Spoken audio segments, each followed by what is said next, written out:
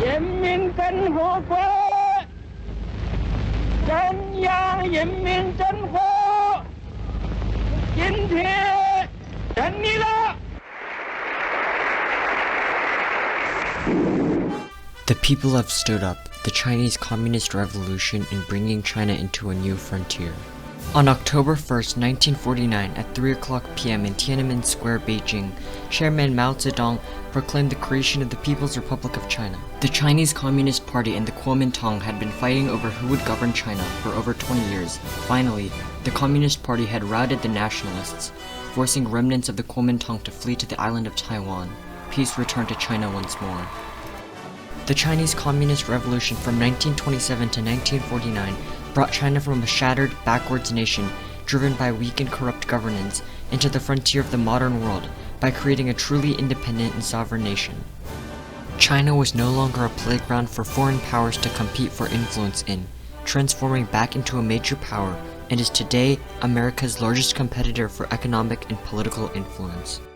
The road to the successful Chinese Communist Revolution goes all the way back to the late 19th century, where the ineffectiveness and weakness of the ruling Qing dynasty set the scene for the future decades-long struggle for power in China. Plagued with vices such as rampant drug use, prostitution, and foreign imperialism, China was going through a period of time known as the Century of Humiliation, and was known as the Sick Man of Asia.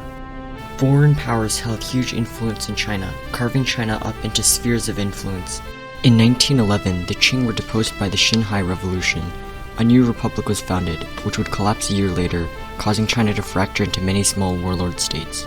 Any central authority remaining in China had evaporated, which only made China weaker and more vulnerable to foreign influence and imperialism.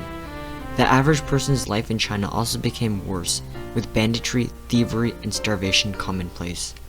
By the mid-1920s, the two major forces in China were the warlord government based out of Beijing and the united front between the Kuomintang and the Chinese Communist Party based out of southern China. The Chinese Communist Party was founded in 1921 by a group of urban intellectuals, birthed out of anti-Western and anti-imperialistic sentiment.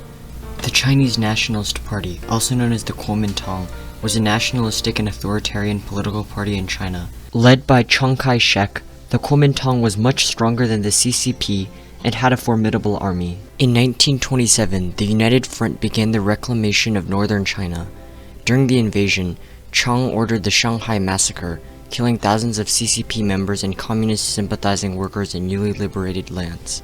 This act of betrayal to the alliance ended all cooperation between the CCP and the Kuomintang, beginning the Chinese Civil War.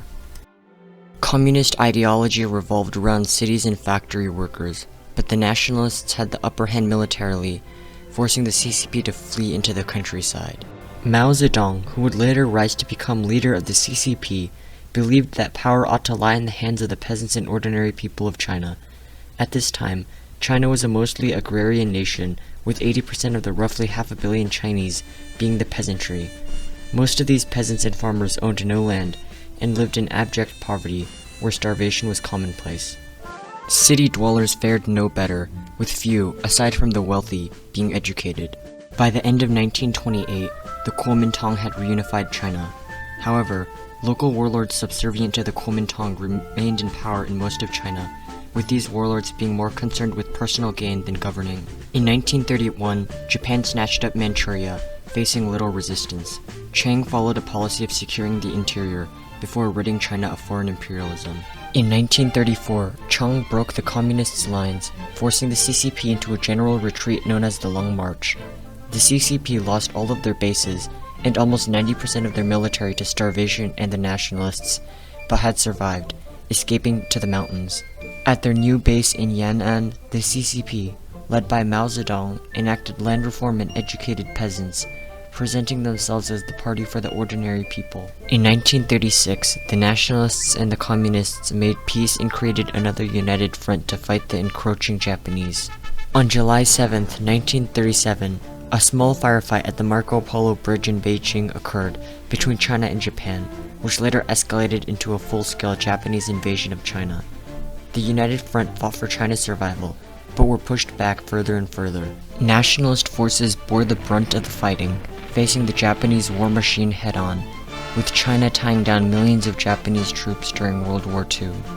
On August 15, 1945, after the dropping of 2 atomic bombs on Japan by the United States, Japan surrendered. Like elsewhere around the world, the Chinese people were celebrating victory in the Second World War and were hoping for a continuation of peace and prosperity. Unfortunately for China, peace would not last long, and another war was starting up again, despite the nation being exhausted from the last. During the war, Japan had ravaged China, razing cities and fields to the ground, causing people to have nothing but grass to eat, while the dead lay strewn everywhere. America attempted to bring peace to the conflict by sending George C. Marshall to negotiate the creation of a coalition government between the CCP and the Kuomintang that would be friendly to America, but these negotiations went nowhere, with Marshall leaving China in 1947. Under the leadership of Mao, the Communists had grown significantly larger throughout the Second Sino-Japanese War, with them now controlling 1/4 of China's area and having over 3.2 million men in their armed forces. In post-war China, inflation, unemployment, and poverty were all skyrocketing, with industrial output at an all-time low. Economic freefall, combined with years of government cruelty and corruption, led to most people losing faith in the nationalist government. Ordinary people, and later, military officers, became vulnerable to communism. Mao and the Communists, on the other hand, were a grassroots organization with popular support. Communist leaders and officials lived just like and close to ordinary people. People trusted the Communists and held faith in their ideals. The Communists' trump card was their popular land reform policy, which forcibly transferred land from the hands of wealthy landowners to peasants. Previously, few peasants owned land, with most paying upwards of 60% of the yearly crop yield as rent for land, keeping peasants economically trapped and starving. Peasants were given the chance and were often encouraged to enact violent reprisals against their former landowners, leading to unjust killings of millions of landowners and wealthy peasants. The communist land reform policy was very popular amongst peasants, which drew millions of them into the People's Liberation Army, giving the CCP an almost infinite amount of manpower to call upon during the Civil War. On July 20th, 1946, ceasefire between the two sides was broken when Chiang launched a massive invasion of northern China, restarting full-scale conflict. Initially, the CCP fought a guerrilla war to survive, until 1947, when the nationalist advance was halted. In 1948, the 3 campaigns of the Chinese Civil War began, with the communists on the offensive. In September, the Liaoshen campaign secured communist control of the northeast. In November, the Huaihai and Pingjing campaigns reached the Yangtze River and captured Beijing respectively. After the fall of Beijing, the Communist 4th Field Army marched down Dongjiao Mingshang Lane, location of the Beijing Legation Quarter, where decades ago, Chinese people weren't allowed in their own lands. As the 4th Field Army marched down the lane, they were met with cheers from onlookers, being a symbolic end to the century of humiliation in China. When Mao and the Communists reached the Yangtze, Stalin told Mao to stop and negotiate with Chiang to create a coalition government. Stalin's true intention was creating a weak China that he could meddle with and exploit. Mao refused, and on April 20th, 1949, Communist forces crossed the Yangtze River before quickly capturing the nationalist capital of Nanjing. After that, the Communists were able to rush south with little resistance. The nationalist government retreated from Nanjing inwards into China, before ultimately leaving for Taipei on December 7, 1949. In May of 1951, Tibet was peacefully annexed into China, with all of mainland China being reunified by the PRC. Internationally, there were many impacts following the successful Chinese Communist Revolution. America viewed similar events happening all over East Asia, which gave birth to domino theory and American intervention in East Asian conflicts. Kim Il-sung, leader of the Communist North Korea, was emboldened by the success of Mao and attempted to mirror his successes by invading South Korea and beginning the Korean War.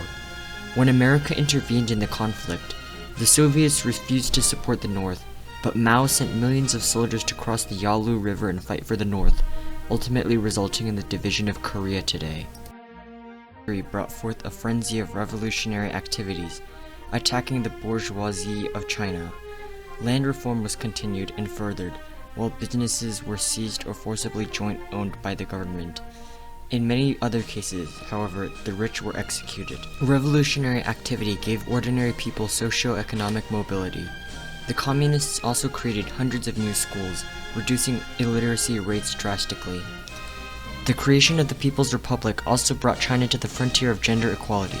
Before, China was a fairly conservative society where women typically did not go to school or work, and it was generally believed that women would just get married and raise kids. The CCP changed that, bringing about the idea of women being more than just baby raisers. In 1950, the marriage law was passed, outlawing practices such as prostitution and forced marriage, and introducing free marriage for women.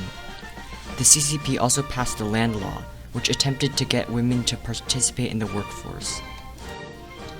Today, China is a nation with over 1 billion people and has been an economic powerhouse for years. China has come a long way from being the sick man of Asia under an ancient imperial dynasty to becoming a global superpower under a communist regime. Today, China plays a key role in global production chains, with China producing over 20% of the world's goods. However, the conflict and the threat of a resumption of war, which could drag the entire world into conflict, remains. A revolution and conflict, with roots going to over a century ago, remains in a stalemate to this day.